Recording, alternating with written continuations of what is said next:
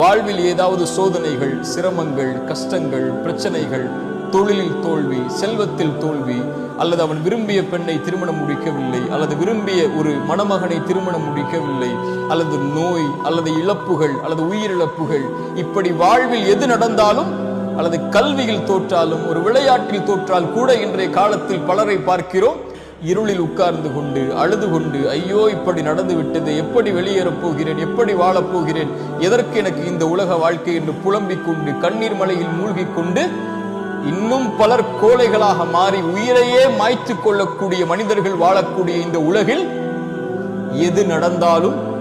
எதை வாழ்வில் சந்தித்தாலும், எந்த இழப்புகளை, தோல்விகளை வாழ்வில் கொண்டாலும் தங்களுடைய சிந்தனையாலும், உடலாலும், மனதாலும், எண்ணத்தாலும், செயலாலும்